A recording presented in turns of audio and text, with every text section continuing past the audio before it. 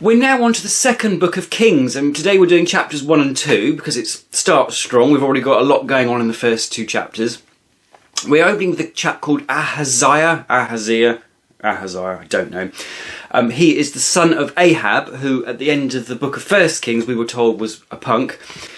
But we don't see him do very much in the second book of Kings because this opens with him immediately falling down a big hole. Given he's a terrible person, I think that's okay, that's kind of funny that he's fallen down a big hole. But his answer to this is then get a messenger to send someone to go and talk to someone called Baal-Zebub, who is the god of Ekron or something like that. Bit weird. The idea being this messenger needs to go and ask Baal-Zebub, is Ahaziah going to die? This messenger goes off anyway to go and consult with this god. Bumps into Elijah on the way, who then intercepts and sends him back with a message from the actual God, which is that, yeah, you're gonna die because you fell down a hole. Perhaps understandably, Ahaziah is somewhat miffed at this, so he sends 50 men to go and get Elijah and bring him back to him. Not clear what for, but sends him anyway. Elijah does not take too well to these 50 men coming and telling him to go with them. It seems maybe the punishment doesn't fit the crime, but he calls in some sort of fire tentacle from the heavens which incinerates these 50 blokes. As far as I can tell, it seems that Ahaziah was just looking for Elijah to come and talk to him, and Elijah incinerated 50 men. But to be fair, sending 50 men to pick him up it seems a little aggressive. This happens again anyway, so another 50 go and another 50 get incinerated by fire from heaven. And on the third occasion, the captain gets to Elijah and basically begs for his life, so have mercy on us, just please come with us and talk to the guy. I mean, we just want to have a chat. It's that old story device of threes again, and you kind of think, well, you know this time it's not going to happen again, don't you? Because it's the third time, so something different is going to happen. Sure enough, an angel of the Lord turns up, not clear if this captain can see this, but it talks to Elijah and says, it's okay, go with them and see this king. This is another example of the slightly odd way in which the Bible tells stories. It's just one fact after another, and we move on. And it just says that Elijah goes to see Ahaziah, tells him he's going to die, and he dies. That's it. We're moving on. This is not Ian Fleming spending 2 pages explaining all the sensations of breakfast. It's just that bit done, and off we go. Elijah then, for no apparent reason, goes on tour, as it were, just going around all these different cities, and he's got his servant with him who's called Elisha, which is another instance of these weird similar naming things. I said in a previous video that the idea that no names being so similar seemed almost like evidence for this stuff being literally true, because why would you make it up? But we're having so many instances of people having very similar names, it's starting to get a little suspicious.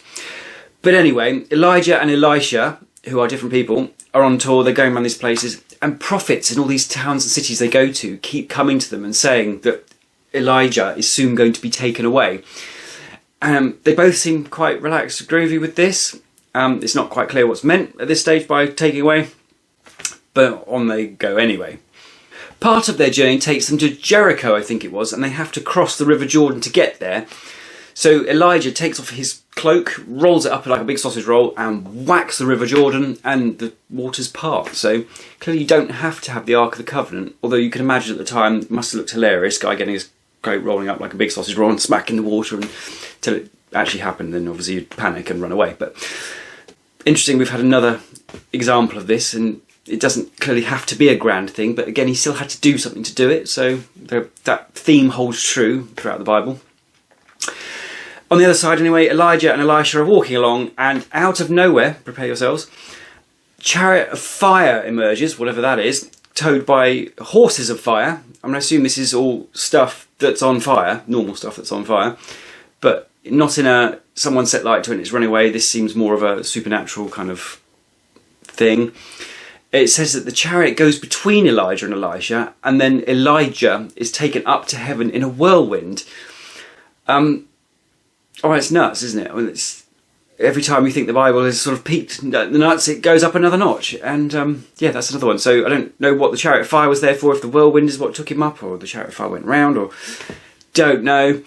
But yeah, so Elijah's gone to heaven, apparently. He's dropped his cloak in the process, which Elisha then picks up and needs to go back over the River Jordan. I think back to Jericho, maybe. rolls up in a sausage roll, whacks it, and it still works. So that's kind of handy. So it seems it wasn't Elijah doing it. It was I don't know, maybe Elisha has inherited Elijah's magicness, something like that. Not sure, not clear. We'll move on.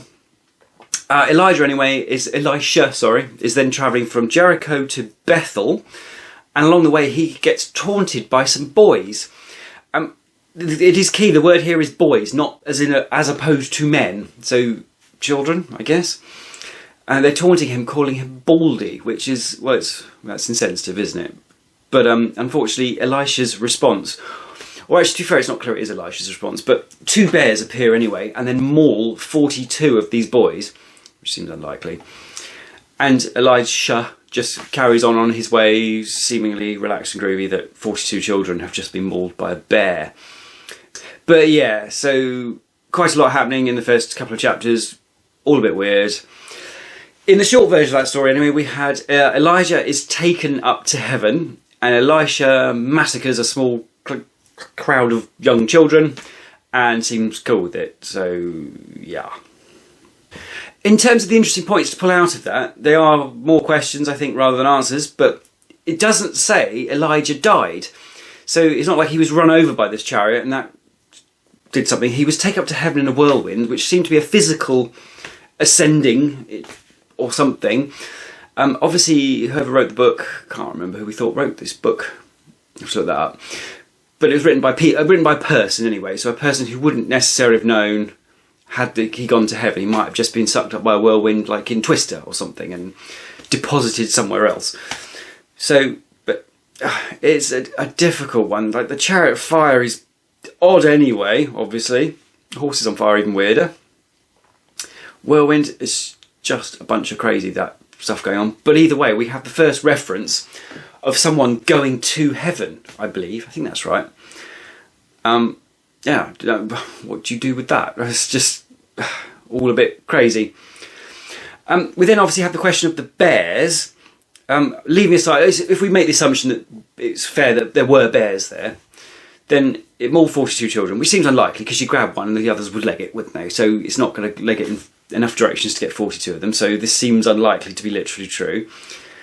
It doesn't say that Elisha calls the bears, but it does seem sort of a response. It sounds like karma almost, doesn't it? Like, oh, they call you Baldy and then you get eaten by a bear. But punishment crime, not ideal. So again, yeah, not quite sure what to do with that. And last but not least, we have this god who is Baal-Zebub, but of course I say Baal wrong, so it would be Baal-Zebub, which sounds an awful lot like Beelzebub. So I don't know is this potentially where the origins of that character come from? I don't know. I don't know where Beelzebub comes from, or whether it's from the Bible or not. So we'll see. But I think a lot of what we think of culturally as hell doesn't come from the Bible, as far as I'm aware.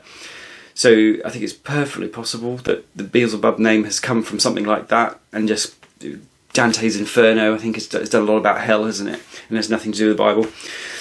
But yeah, I wonder if we've stumbled across the origins of the cultural representation of Satan from somewhere else. I don't know. But yeah, so that was fun. Started strong for second book of Kings, and we will move on and see what happens next.